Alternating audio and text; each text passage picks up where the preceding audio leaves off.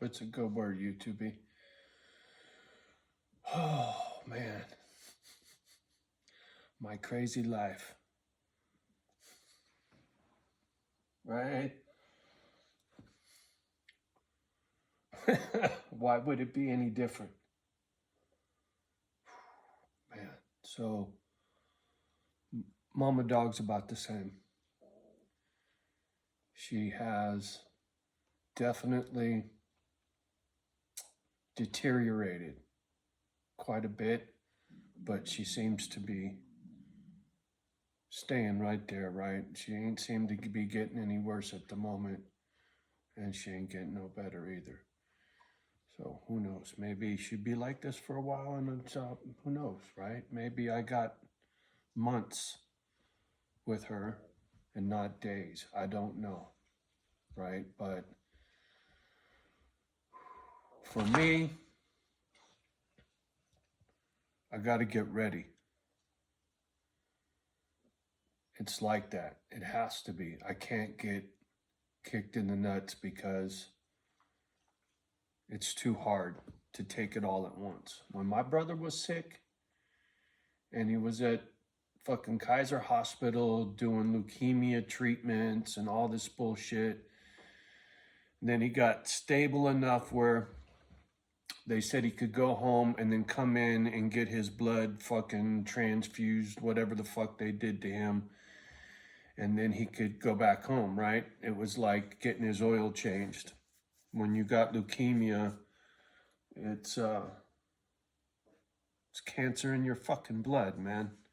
And so when Paul was sick like that, I got to see all that. I visited him in the hospital. You know, I got to see him hooked up to a bunch of gadgets when it first went down, and it looked like he was going to die. And then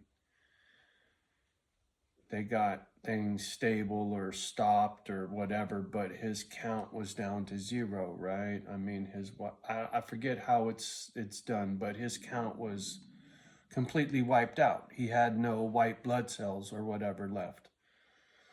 So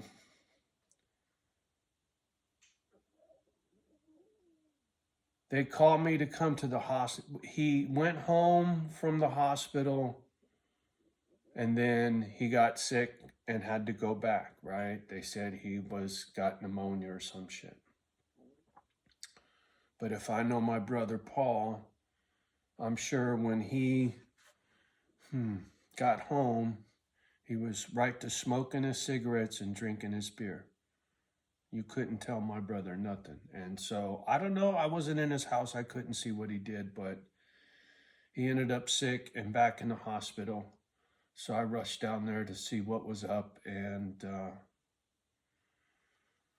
this nice doctor, one of the few nice doctors I've ever met in my life, this cat from India, real strong accent, real tall dude, turban on his head, pulled me aside, says, "Hey man, your brother's pretty bad." I got the authorization. He goes, "They let me hook him up to a ventilator if we got your permission or whatever. If he's down with it," he goes, "otherwise, he's gone." I said, "Well, if he wants to do it, then hook him up, man." And and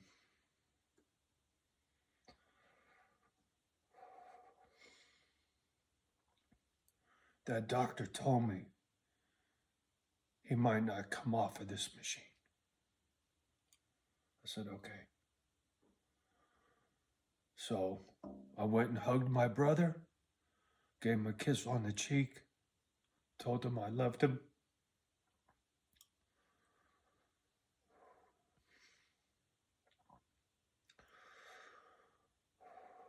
And he was dead 18 hours later. But I had a chance to prepare, right? So this shit with Mayan, same thing, right? I'm hoping I got months. And I take it day by day, right? I cherish every moment.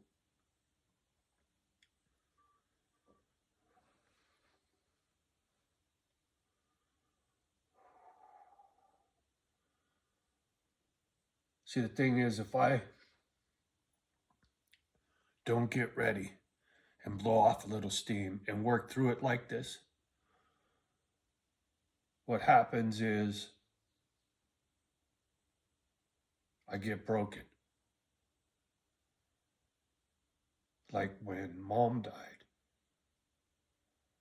I shut down. Get real quiet. No more fucking tears. Very, very angry, right? It goes from this to this. There isn't much in between, right? So when grief takes hold in a bad way, I don't crack up like my mom and my brother. They had nervous breakdowns, right? Tried to commit suicide, all that shit. I go dark. I get angry, right? I can turn it on right now, right? I get to thinking about mine and what's coming. And if I don't let this happen, I just sit here hating the world, right? Very, very angry. So I don't want to do that. I want to just work my way through it, right? And once again, for whatever reason, I'm driven to document this shit, right? My journaling, as I call it, my diary, whatever. Because I don't embarrass. I don't give a fuck about what's on the other side of the screen except for the people that show me love. And I can't thank you guys enough.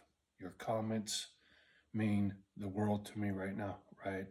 They help keep me plugged in. They help keep me in check. They help keep me honest, right? Because I know there's people watching.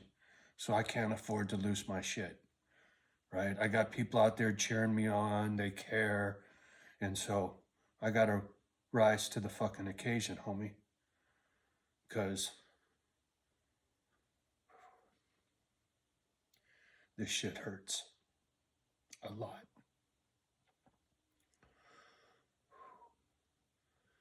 And it's been my nature to go to my anger to get through.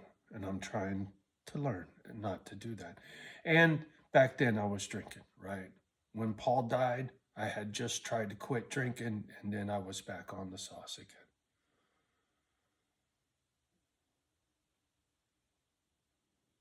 No booze for 2 years come 4th of July. And times like this, boy, whoo, fuck, are you kidding me? It pulls at you, right? To want to get loaded and just fucking make it stop, right? Make the pain go away. Can't do it, right? I can't get drunk and I can't get angry. So I'm going to shed a few fucking tears.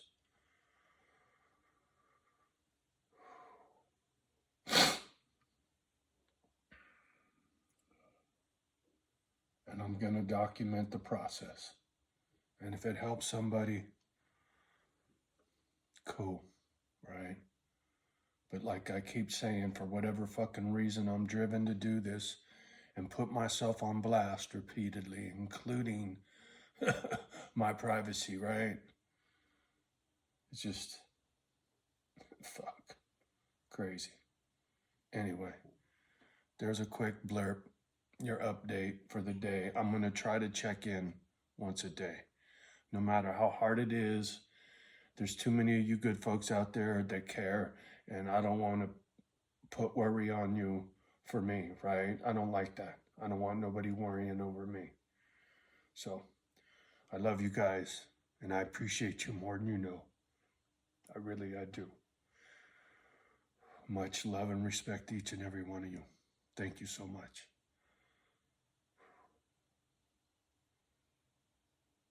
Love the ones that love you back. Do your best with the rest. We'll talk soon.